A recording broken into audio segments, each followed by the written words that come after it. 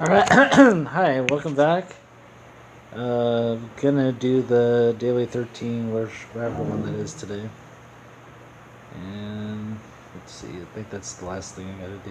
Okay. Let's get. And I'm gonna be listening to TVTL podcast in the background. I'm a few minutes in already, but We I were really at the Moore missed much. Theater. That's like my home crowd. Luke, I don't have anything witty to say, so let's move on.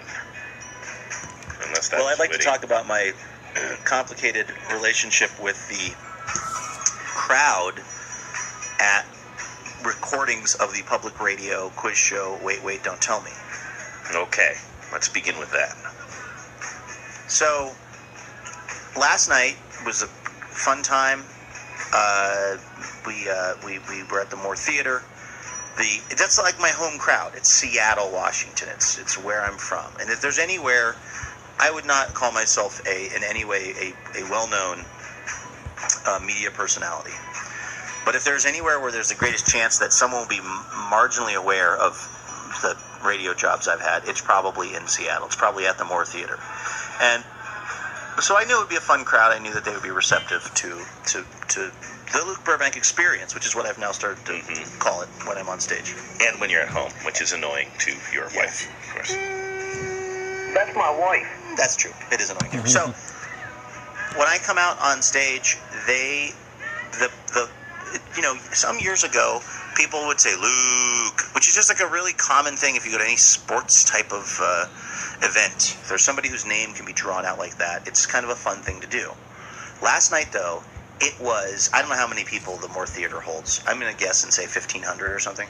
It was 1,500 people going, ooh, like so loud that it was almost like delaying the start of the show. Now, on the one hand, I'm flattered by that because that means every person in that theater had some sense of like, that's a thing you say when this guy Luke Burbank comes out, which also means that everybody in that theater knew there's a guy named Luke Burbank. Mm-hmm. So, on that side of the coin, I feel seen and I feel validated. On the other side of the coin, I had afterwards, there was a little reception that was put on by the fine folks at KUOW. And I talked to I'll say 20 or 30 people who had come to watch the show. And not one person wanted to talk about anything else other than the booing of me. Why were they booing you? And I was like, well, no, they're saying Luke. But then by about the fifth person I clarified that to, who still had a confused look on their face, I realized that no, a lot of the people are actually booing me because they think that the joke is that you boo me. What if you're wrong? No offense. Well, think about the logical possibility of that being the case. I mean, honestly, like, I know that you're trying to be funny, but that also, by the way, is the joke everybody makes when I say, no, they're saying Luke. Then they go, are they? But it's something that has now, like, I'm honestly, on a practical level, I'm not sure if I need to, like, ask the wait people to literally have a talk with the crowd. Or do I just lean into it? Do I just Sheryl Sandberg it and make it like I'm going to become the Ric Flair of... I mean, I'm already almost the Elvis Mitchell of public radio. Do I allow this to go on as a joke where now large numbers of people are booing me because they think that's the fun thing that you do? Right. I don't know. Do I try to correct the record, or do I just go like, I okay, don't think that's you what can it correct is? the record. I'm going to be honest with you, and I'm not saying this to be rude. Sorry, I find I thought this the very sound effects. unrelatable. Like, I can't tell you what to do because I think I would just be psyched about it. Maybe I wouldn't. If they were booing you, though? Well, I just don't. I think you're going on stage, like, on average, like, 3 times a week, like one of your shows, one of Wait, and then chances are you're interviewing somebody somewhere on a stage somewhere. Maybe it breaks out on average of 2 times a week. That's not something that I think I can really relate to. So if, like, for me, the idea that so many people would come out to see things I'm involved in, and then it's this joke, like, maybe by that point I would be so kind of not jaded. I don't think you're trying to sound jaded, but for me, I just can't. I think I would just be kind of psyched that there's a thing about me. Really? Because when it was Luke, I was psyched about it. But again, for me, the tectonic shift of last night was realizing that it's now, I think it's kind of grown into something else that is totally not like, again, when they were saying my name, I was flattered. And yes, I promise you, I was not setting this up because I wanted to like tell everybody that people have a chant they do for me. I genuinely left the theater as we were driving back home, thinking, do I really want the one thing I work on that like a lot of people hear, that radio show, how do I feel about the fact that there are many people around America tuning in who will be like, oh, that's the guy they like to boo? Like, it honestly, like, it all, like, no humble braggery intended. It honestly had me kind of feeling a little sad. Like, do you know what I mean? What if every time, I don't know, like, any comparison I make is going to be overly grandiose. I was going to say, like, what if when somebody came on, like, the Jimmy Kimmel show, everybody booed him and that was the joke? But most of the people didn't understand what the joke was, so they just were like, that's the guy who gets booed. It feels like it's morphed into a negative relationship with me and the audience in some weird way. And I'm just wondering if it's more, if I just let it go, or if it's worth trying to, like, have a quick talk with the audience before the show, or do I just get over it? I don't think you can do that. I think that would be... That's definitely not allowed. And also, I mean, again, if we're going to go with grandiose, Kimmel did end, or maybe still does, end his show with a bash on, Matt Damon. Now, of course, Matt Damon is Matt Damon, and nobody's confused about whether or not Matt Damon got bumped from that show. But I think you got to look at it. I mean, if we're going to go with that analogy, maybe look at it more like that. All right, now because this clearly, sound. like I Hopefully said, my voice. Clearly, people listening across America, coming through they know it's a joke. They know that Wait, Don't Tell Me isn't putting you on every week because people are booing you in earnest. So it's just a joke, I guess. I guess, but I guess I just don't like people who don't know the backstory thinking I'm the heel.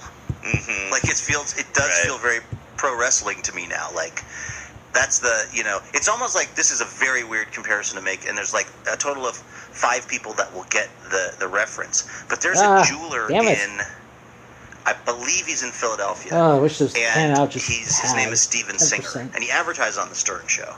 But his website is IHateStevenSinger.com. That's his website. And there's some backstory to it, but I always thought that was the weirdest thing for your bit to be people hate me. Right. Yeah. Like, and he's embraced it. And he's selling a lot of jewelry. He's making a lot of money with I Hate Steven Singer. I think you just got a free plug here. Don't buy the jewelry from there, by the way. It's way better places to buy jewelry. But okay, anyway, we can move on. I just honestly, like I said, I wasn't just looking for something to talk about at the top of the show. Yeah. I really did have the realization last night that this is something related to this show that I don't have any control of, that has taken on a life of its own and maybe morphing on me. And I just can't really, like, it just is what it is, Yeah, I mean, I think for, like, if it was Livewire, maybe you could. I just don't think there's any way that you or a proxy for you, crap, you kidding me? says anything to the crowd. You just find yourself immedly in Ringo Starr, peace and love, no more autographs, peace and love. I have asked people to stop sending names. Like, there's no way that ever looks good. I'm not trying to make it sound like I completely... This is a serious message to everybody watching my update right now. I don't think that you should lean into it yourself, whereas you're, like, creating websites, booburbank.ninja. Is it taken? I'm going to check. We are costing our listeners so much money because every time we mention something like that, somebody inevitably reserves that, buys that domain. Now I have a sound on. But so I'm not saying that you make it your personal brand, but I think there's no way that you necessarily fight against it. You're a guest on that show. It's not Livewire, it's not TVTL. I think that things would look get pretty weird pretty quickly if you tried to take control over something that's an organic audience thing. And I know we need to move on. Oops. But 2 things. One, it is now the thing that people like to do on Livewire before the show really starts, because they are presumably listeners also to wait, and that's the thing. So it is moving over, although I do have much better ability there to be like, okay, guys, that was fun. Let's not do that the next time around. And then the second thing is, I guess at whatever point it becomes problematic for the producers of Wait, Don't Tell Me, like it's just distracting or slowing things down, then they'll come up with a plan and somebody, probably the executive producer, will email me and say, "Hey, we're gonna like talk to the audience." But that's their call to make. I don't need to, I guess, worry about it. Because is this happening during a part that doesn't? I've been assuming that this booing thing happens when you're introduced officially, when the tape is rolling, and that it also goes on the radio, or is this just the It happens first 2 times. introduction? Well, last night it happened probably 5 times. Okay, So it happens when they say like, we're not recording. They're just like, and next up, a person who is one of 7 kids or whatever, Luke Burbank, and then there's a big, chorus of the Luke or Boo, whatever you might be into.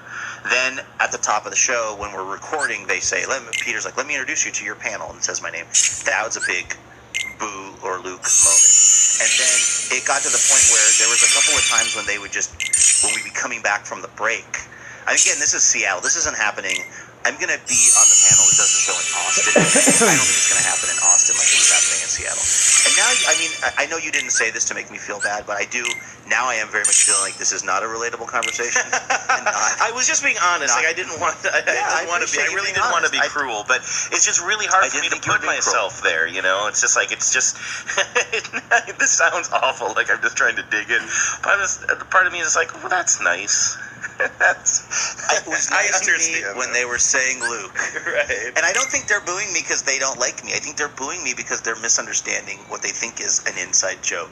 But I have to admit, and just the sheer number of people I was trying to talk to about it after the show, who brought it up. It was old. One woman said to me, when we were at the reception, she said, I was in the bathroom and 2 older women were saying, "Why were they booing that young man?" Yeah. It was a conversation between possibly elderly women in the bathroom. And I don't want that to be my legacy. But on the other hand, they called you a young man. So just take what you can get. Take what you can get. Absolutely. We got to do a quick break, but when we come back, we will tell you about the Mad Cooper of Orchard Park, New York. And I love that story. The more you talk about it, the more I love it. Also the plan to send hops into space and up to the International Space Station to see if beer can be brewed on Mars. And lots of other stuff. Emails, Music for Your Weekend, and the like. But first, a quick break. We'll be right back. I am so excited because we just got a special delivery at Burbank Springs, and that is a new Casper mattress. Okay, it is currently in the box still because it showed up right as I was going out of town. But I am going to unbox that bad boy, and I'm going to videotape it because the fact that they can ship a Casper mattress to your home, this is a king-size mattress, by the way, in a box, and that it's not a big hassle to move around, that is a feat of technology, but that's just the beginning with Casper mattresses. They are perfectly designed for humans. They are engineered to soothe and cradle your natural geometry. They combine multiple supportive memory foams for a quality sleep surface. They're breathable, so you sleep cool. Your body temp is regulated, and they've got over 20,000 reviews and an average of 4.8 stars across Amazon and Google and all of those places. They've got 3 models. They've got the original Casper, the Wave, and the Essential. And right now, you can try a Casper mattress for 100 nights risk-free. It's their Sleep On It trial. Here's how you can start sleeping ahead of the curve with Casper. You get $50 towards any mattress purchase when you go to casper.com/TBTL, and then you use the code TBTL at checkout. That's casper.com/TBTL, and then use the code TBTL when you are checking out. They've got a 100-night guarantee. You sleep on this bad boy for 100 nights, and if you don't like it, you can send it back to them. No obligation. Again, head to casper.com/TBTL and use the promo code TBTL. Terms and conditions apply. Man, finding the right person for the right job is very rarely easy. I mean, let's talk about TBTL for a second. Do you have any idea how many candidates I had to go through before I finally landed on Luke to be my co-host for TBTL? I mean, I was getting emails from people across the country from all different realms of the entertainment business, late night, daytime, morning shows. It took me forever to finally find the diamond in the rough that was daytime Emmy Award-winning Luke Burbank. But that's because I didn't know about ZipRecruiter back then. With Sorry, I'm sticking with this. With ZipRecruiter, you can post your job to over 100 of the web's leading job boards with just one click. So you can rest easy knowing that your job is being seen by the right candidates. Then ZipRecruiter, they have this smart matching technology. They're going to actively notify qualified candidates about your job within minutes of posting.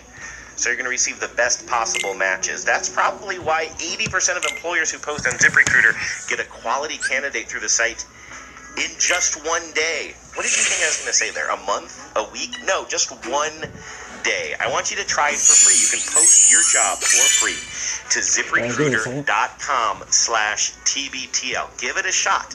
ZipRecruiter is the smartest way to hire, and right now you can try it for free if you go to ZipRecruiter.com/TBTL. I think I'm supposed to say it one more time to really get it in your brain. It's ZipRecruiter.com/TBTL. Give it a shot. Maybe there's a loophole.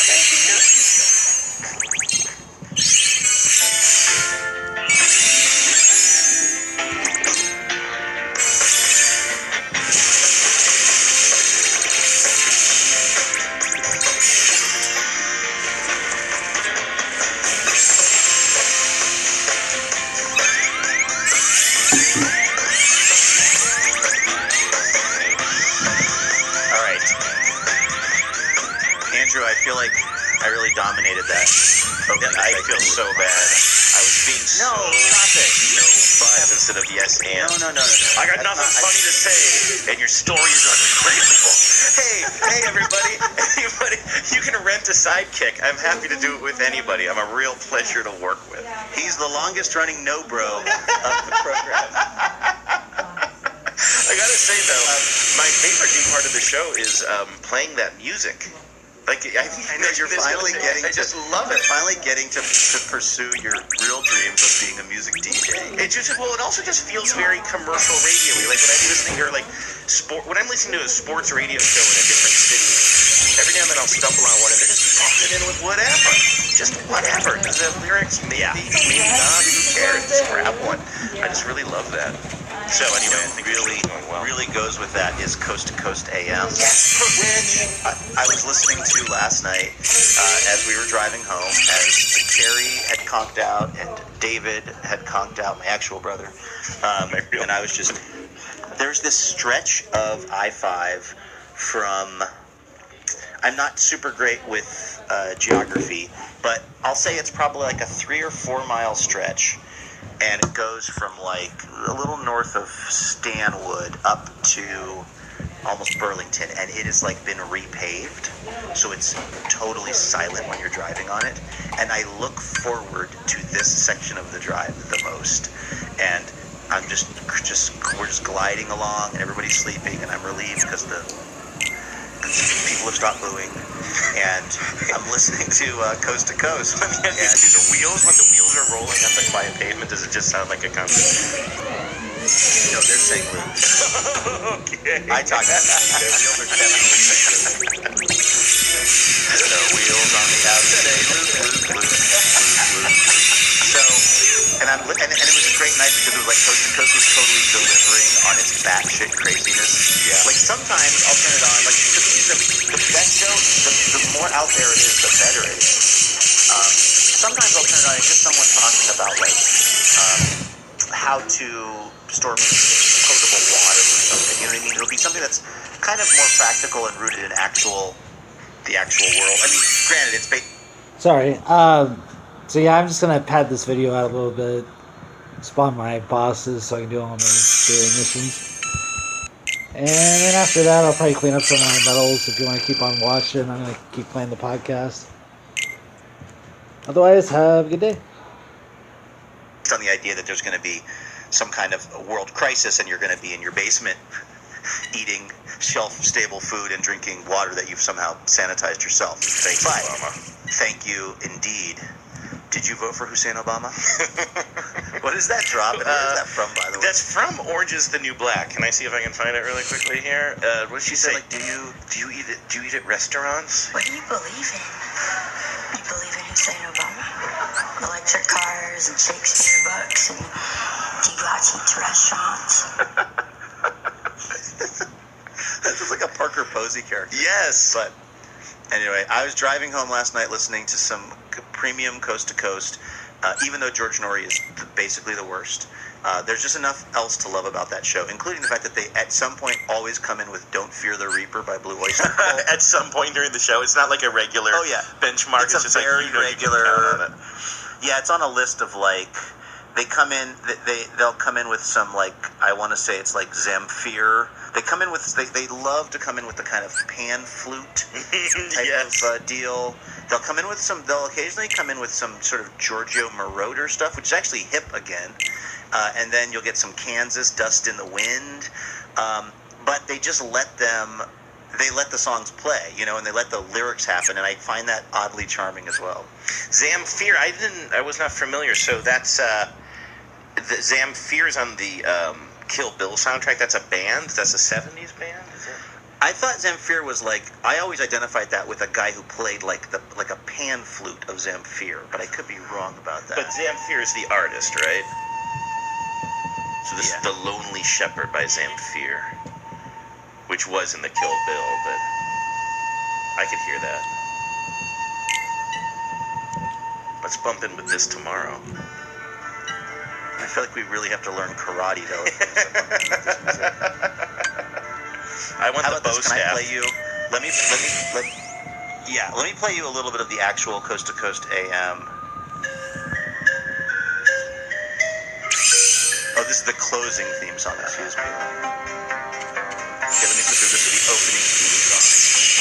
Oh yeah, right. This is. I think this is Giorgio Moroder, The Chase, which is actually kind of like such a great. This is actually legit good music in my opinion. Oh man, this just takes me to such a very specific time and place. Now, is this a really long running intro? Because for me, the only like kind of coast to coast, my relationship with Coast to Coast is very different from yours and most like kind of hardcore radio listeners. I wasn't listening, back in the day. Of course, I'm blanking on the original host's name. Art Bell. Art Bell. I wasn't an Art Bell head. I wasn't staying up late listening to it. When I hear that music, that just means, I just finished my show on Cairo Radio. Right. Coast to Coast is on next, and I'm in my car driving home, either beating myself up or reveling at how lucky I am to have a radio show in Seattle. Sometimes both at the same time. But like that is the soundtrack to that thought explosion I'm having. Has this song gone way back to the Art Bell days? I feel, it's hard to remember these things. In my mind, this has always been the Coast to Coast theme song, but I might be misremembering. I do know this doesn't feel like if you are driving and it's dark out and you are on your way to submit a contract to Philly, contract for getting psyched up. I forget where I was going with that, but I was going to ask you, like, all joking aside, are you, you have any plans for the weekend? Anything new with you? Like, I feel like we didn't get to really check in on how my good friend Andrew Walsh is doing. Well,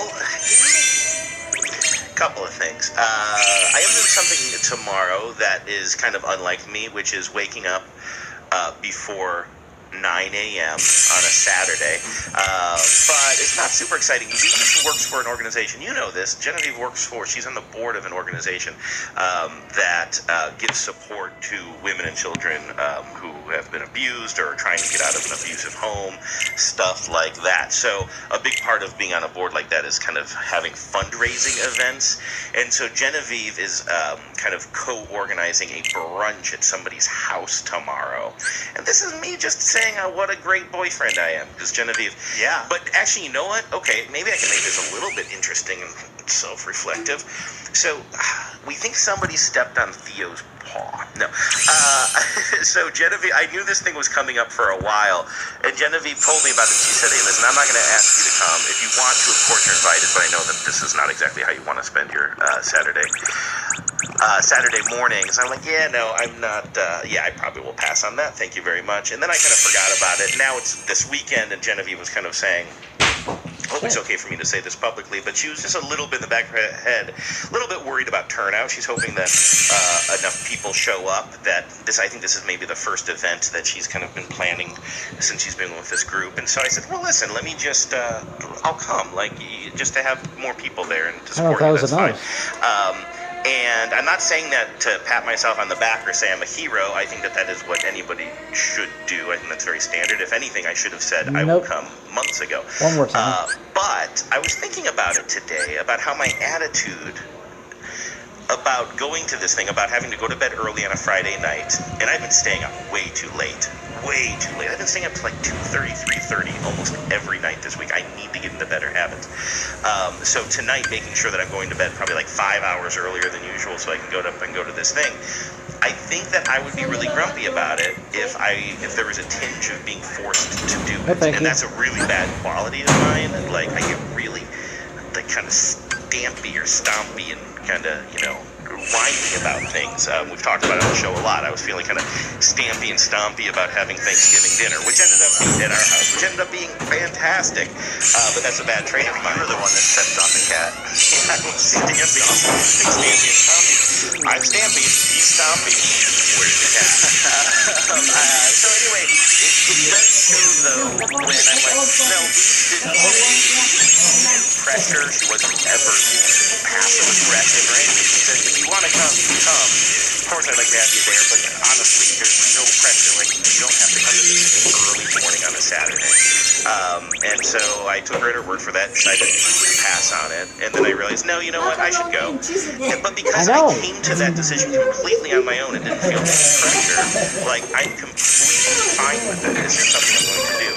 Again, I'm only probably painting myself a bit of an asshole here, kind of admitting that when somebody kind of forces or compels you to do something, you'll have a very different, or I will have a very different attitude about it. But I don't know, can you relate to that at all? Speaking of relatability. Very much so, actually, because, well, here's the part of that I have actually been thinking about this in my own life too, and this is always mildly weird for me to talk about this stuff because I'm talking to some degree about like Carrie in absentia. That's my wife. Even though she's literally in the living room and can probably hear me talking right now, and will probably listen to this at some point. So it's a bizarre way to talk about these sorts of things. But I think that for a long time, in previous relationships I was in, and even in my marriage, Carrie. I'm one of those people that's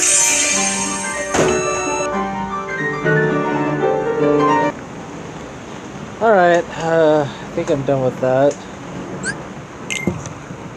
But I still watch it. I'm just gonna add this out a little bit more, clean up some medals. And might do a ProQuest video today, I don't know.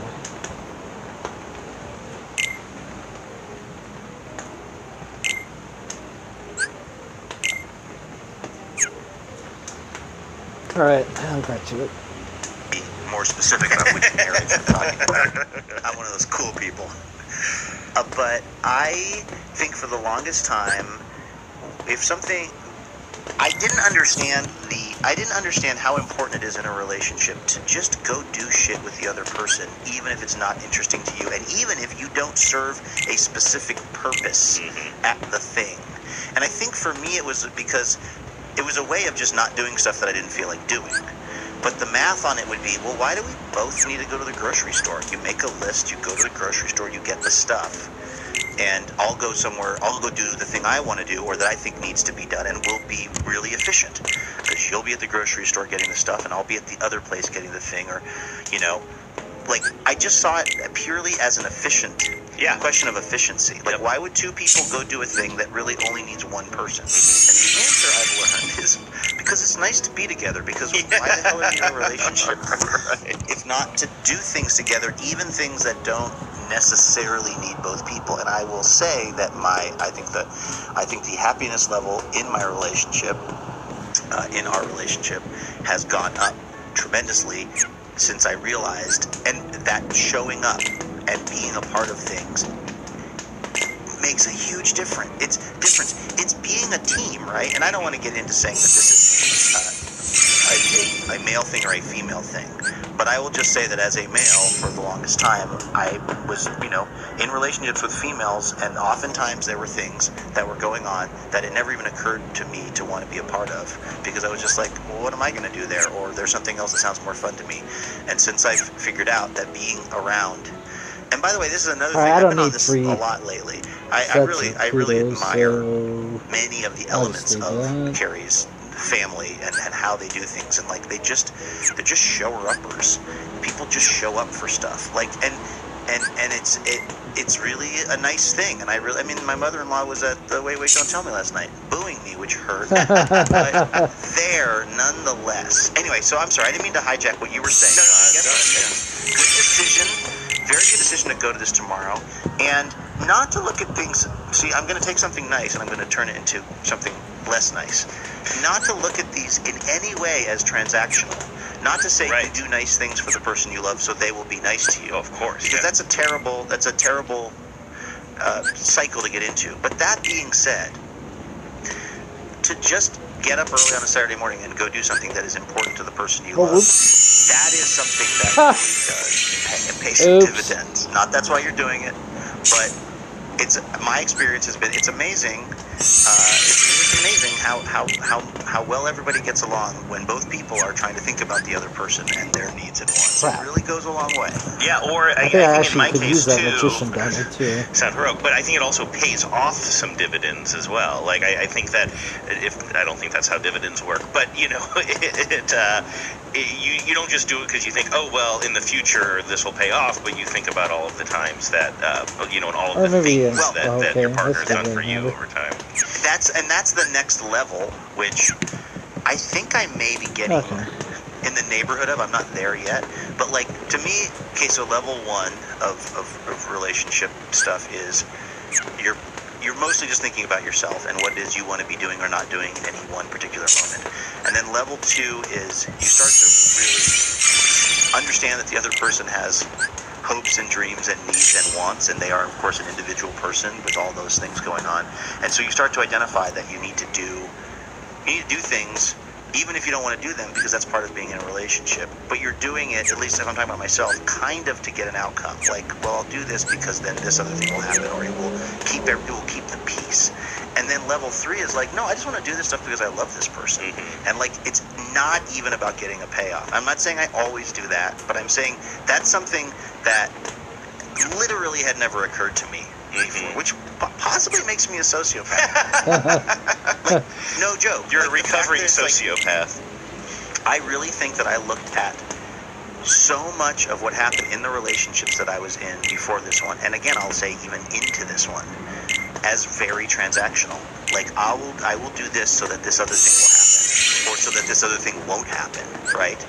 And very little of it was coming from this place of like, here's a person I love, what can I do to make their life better, or what can I do to support them, or what can I do not to get anything back, and not to stay quote unquote out of trouble, or not to whatever, just purely from the standpoint of loving the person, which again is like, I'm sure people listening are horrified because they're like, yeah, dude, that's like day one of being in a real, like, you know, serious relationship with someone, is approaching it in that way.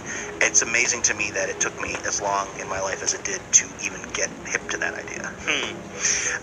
Yeah, I think that, but I mean, I do think that everybody listening who's in any kind of relationship or has been in a relationship also knows that you can't be the best husband, wife, boyfriend, girlfriend, partner all of the time. Everybody who's in any kind of a long-term relationship can think of times where they could have done more. Whether I'm being like dragged, or like making somebody drag me to a dinner party that I don't want to go to because dinner parties make me uncomfortable, or just skipping out on things. I mean, this is going to be an interesting time too. Like, I'll tell you right now, like there's going to be a bunch of holiday parties. I already know of a couple of holiday parties that we're invited to that I'm just skipping. Like, I'm not trying to make it sound like I am the best boyfriend and I've learned it all and I am now going to forever be by Genevieve's side at every social event no matter what. Like, I can't handle the holiday parties. Like, I'm going to some, but I'm certainly not going to all of them. So, I think everybody knows that we want to be the best partners we can be, but nobody's like...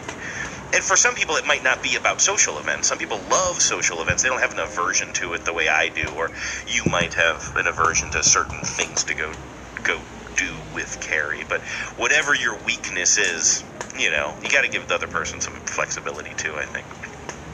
Absolutely. By the way, speaking of people who are at a high level of relationship competency. We have us a long list of people who have donated to TBTL, and those donations are what make the show possible. And each day we like to thank a select few donors of the day. Today we're thanking Sarah Franklin of Kirkland, Washington, for donating during the last TBTL-a-thon, and also Ann Keating of Keene, New Hampshire. You've been to Keene, New Hampshire, I've right? been to Keene, and I know Ann. Ann will write to us a lot, and she sent me a special gift the other day. She sent me a, do I have it in here? No, it's in the other room, otherwise I'd play it for you. She sent me one of those Oscar Mayer Wiener whistles. Wait, is it Oscar Mayer that has the truck that drives around, the big hot dog truck? Yes. Yeah, the Wienermobile. The Wienermobile. It sent me a tiny... And you know what? Oh, no, I just spilled coffee over it. Oh, no, it's fine. Yeah, no, did it take it from here while you clean up? No, it looked like it was empty. So now I need more coffee. No, yeah, she sent me a little mini Wienermobile whistle that you can blow through and, make a... As if Ann hasn't done enough supporting us during the TBTL-a-thon. And by the way, Ann didn't give you that Wienermobile whistle expecting anything back. Right. Because that's the kind of person Ann is. We can all learn from her. Also, Megan Lairkamp of Castro Valley, California. And then Tracy Leishman of Snohomish, Washington. Truly a Snohomi. Oh, yeah. Sarah Ann, Megan, and Tracy, thank you so much. Thank you for making TBTL possible. Thank you for only saying Luke and never saying boo. Thank you for being the wind beneath and also on top of our wings. I feel like I have to say that because it was clarified for me once when I made my standard wind on top of my wings joke, so that will forever live in my head. Nothing like Thank you for all you've done for the thermodynamics show. of a physicist to really take the fun out of a joke. Thank you for being the thermodynamics of Livewire. Maybe Livewire too, but today TBTL. Sarah Ann, Megan, I and can Tracy, finally guilt thank that you. guy? We could not do this without you. You are the best. Episode 2523 in a collector's series is thanks to you.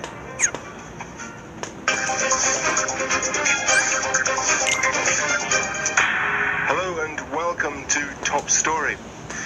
I've talked often on the show about how I don't understand iTunes, Andrew. Like, I just don't know. I don't, particularly the cover flow artwork and why things happen the way they do right now. So I have a file. I guess it's technically a playlist. This is where all the audio drops that I play for a specific day are kind of lined up. Each day I go in and put the new ones in, whatever it is I'm going to use. And for reasons that I didn't understand, the photo of this playlist called Drops, the photo is a Todd Rundgren album. Yes, you must have a Todd Rundgren song somewhere in that list. No, And you don't really? I could literally play you. There are 27 items in the list. I won't bore you with that, but I'll tell you this: it's a list that starts with Kanye. That's right. And the very bottom item on the list, number 27. From my point of view, it's a beautiful story. I love your story. And there is no Todd Rundgren anywhere in there. But maybe Why? there was at one point, because remember we were using Bang on the Drum as donor music for a while? Yes, I know, but this just started a day ago. Really? That's what's so weird. Yeah, this just started. I don't know, because by I'll the way, see that sometimes. I have similar lists, but usually it's just like, usually it's filled with drops, my list is, and they don't have any. Filled with drops, my list is. I like when you talk to Yoda. and they don't have artwork associated with it, so if I ever pull in a song that I need that day, then up in the top of iTunes, whatever, like, album cover is associated with that song will appear there, but I don't know what happens when you go and delete that song from the playlist. Maybe the song, because for my playlist I have some montage. It made a what do you call 4 photos together? Composite. It made like a composite of a bunch of songs that I think I used to have in here. Now they're just some songs that you used to know. Let's talk about some TBTL breaking news as it relates to mysterious poopers. Deadspin, the great sports blog that I read pretty regularly, tipped me off to this. Somebody posted an ad, if you will, a message in the Orchard Park, New York penny saver. And I actually went to, good on the penny saver of Orchard Park, New York, by the way. It's scanned in and online. You can read each edition of the paper, and you can turn the pages, and it makes a page-turning sound. Oh. It's very slick. Kind of like And so, yeah, exactly, but involving things like a sale at Holzer Meats, 5952 Camp Road in Hamburg, New York. You want to get mahi-mahi or yellowfin tuna? It's $3.99 a pound. Ground turkey, $1.99 a pound. Red shrimp, just $2.99 a pound. Sold in 2-pound bags. And then it's got all the just kind of normal, weird. By the way, there's nothing I love more than a good little kind of business-related kind of classified ads newspaper. Like the one I grew up with was called The Little Nickel. This one's called The Penny Saver. But it's got real estate ads, it's got a plumbing ad in it, it's just got lots of random, someone selling firewood, seasoned air-dried hardwood, $95 a cord, for sale, white Nissan Altima, full of sedan for $6,200, vacuum repair being advertised. I'm sorry that I'm just reading the things in this random paper, but no joke, when I go to my parents' house, they always have this kind of weird stuff lying around, and I just, I love it. I will one of these little things front to back and literally find every single thing to be its own weird story to me. I used to read, God, what the hell was it? I wanted to read for the blind when I was in New Hampshire, I think. Before I moved to New Hampshire, I had just started working with a radio friend of mine who had been reading for some Society for the Blind in Ohio for a long time.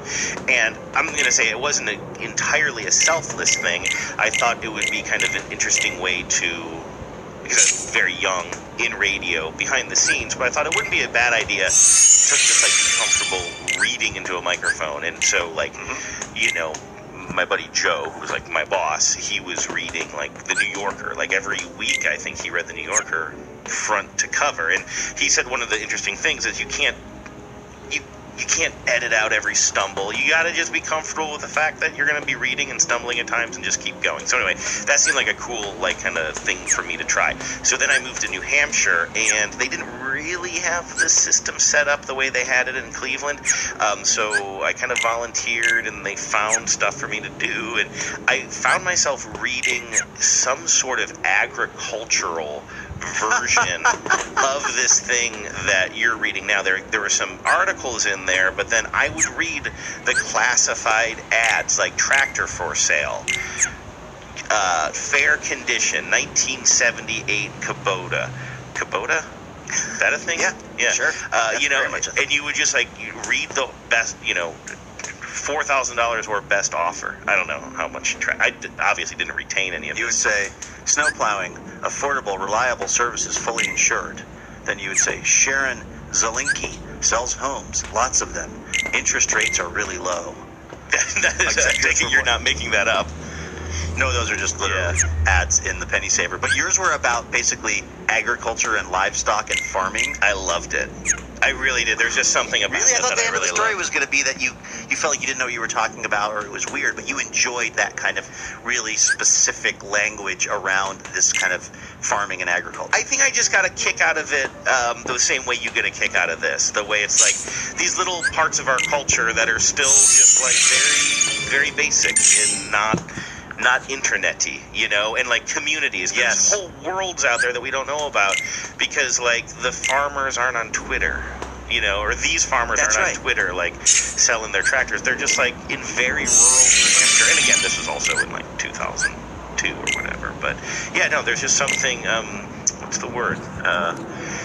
About the soul. There's something about the soul. Small classified newspaper. Right, yeah. This one, I'm going to stop after this, but I love it. You got it's also such a kind of random hodgepodge of layout. At least this one. It's one side of the page, one corner is full color real estate ads, and then it goes into black and white. Then there's just this random column called Around Orchard Park by Chris Gibbons that's just wedged in. Chris Gibbons, if there's one word to live by in the English language, I favor procrastination. Is that not the most classic opening line to a small community newspaper? Yes. editorial or opinion piece. Then you're just scrolling through. Then it's just like random ads for like a tree surgeon and oxygen anytime, anywhere, no tanks to refill, no deliveries, the all-new Inogen 1G4, then a phone number. And then below that, thank you, St. Anthony, for favor granted, Kathy and Dale. Oh. They just like, something good happened for Kathy and Dale. And they must have prayed to St. Anthony, and they had a good outcome. And then they decided they were going to, like, thank St. Anthony. They know that he probably reads the Penny Saver in Orchard, New York. And so they called them up, and they took out a little small ad for a favor granted from St. Anthony. I find that endlessly charming. Hi, I'm St. Anthony, and when I'm in Orchard Park, I read the Penny Saver. Yeah, I mean, if he's a saint, you do feel like he has other ways to figure out that this worked out. But again, I don't want to quibble, and I don't want to take anything away from that. I'm happy that those people are happy. Anyway, amongst this crazy mishmash of layouts, there is a huge ad, pretty large ad that was taken out not far above around Orchard Park, the column by Chris Gibbons, that says, to the person, first of all, got a big stop sign with 2 exclamation points in the right corner of the rectangle, and then it says, to the person/jogger who is pooping on our lawns in the village of Orchard Park, you are violating a health ordinance that prohibits depositing untreated sewage on land or water. 3 exclamation points, Andrew. You are putting our neighborhood at serious health risk, especially children. We have installed trail cams to identify you. The Orchard Park police are increasing patrols in our area. The homeowners whose property you invaded. That's who it's signed by. Can I start with just classic Andrew? Let's start with the least interesting part of this, but I have a small quibble right away.